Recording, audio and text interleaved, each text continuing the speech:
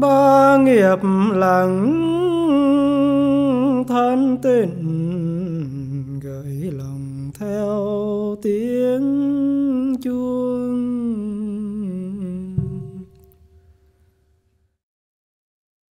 It is true that in every one of us there is a kind of an energy we call a habit energy, always pushing us ahead, doesn't allow us to be in the here and the now. It prevents us to be happy in the here and the now, and we have to recognize that energy every time it comes up.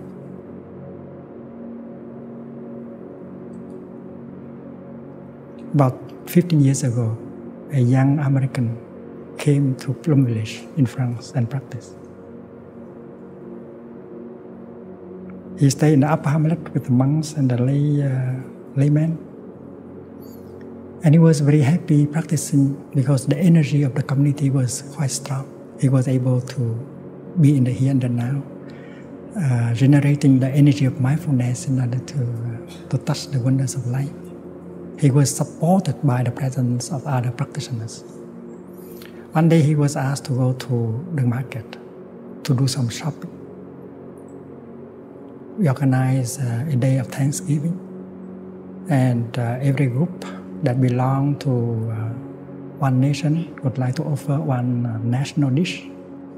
So the American group, I wanted him to go with another person to do some shopping.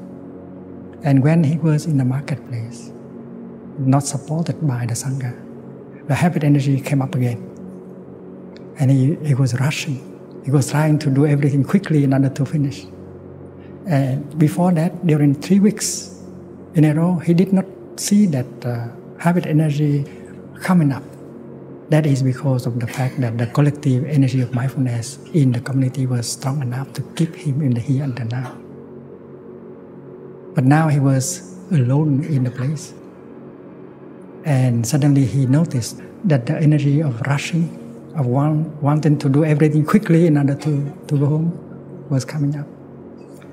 And because he had been able to practice during 3 weeks, he was able to recognize that he was, that the energy of rushing was in him. And he had an insight. That energy had been transmitted to him by his mother, because his mother was always like that, rushing all day, not being able to stop. So when he recognized that, when he got that kind of insight, he breathed in and out, and he said, "Hello, mommy, I know you are there." And suddenly the energy stopped. And he knew that without the Sangha, without the community around, he had to be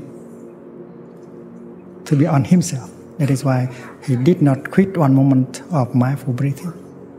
And he continued to practice mindful breathing during the whole time that is left for him to do the shopping. And that energy did not come back at all, because he was protected by the energy generated by the practice of mindful breathing. When you are on your own, you do not have the collective energy of your community. You have to practice in order to protect yourself. To protect yourself from the danger, from the accident that come from outside, but from the inside. In fact, most of the accidents came from the inside. If you are peaceful, if you are lucid, you do not draw accident to yourself. And that is why it's very important to practice being peace, being lucid, in order to protect yourself from dangers and accidents that come at any time. So he went back to the upper hamlet safe, because he was able to practice mindful breathing during the whole course of shopping. If our journalist had got some instructions and training, he would have been able to enjoy the work with us. But because his mind was fully occupied by the idea and the intention to finish the report in order to go home, that is why he wasn't able to enjoy. When you practice, when you walk, It is possible for you to walk in such a way that every step becomes nourishing and healing. And this is not difficult. Whether you are a psychologist, whether you are a businessman, whether you are a congressman walking on Capitol Hill, it's always possible to practice mindful walking and to enjoy every step you make. Everywhere, even on the street.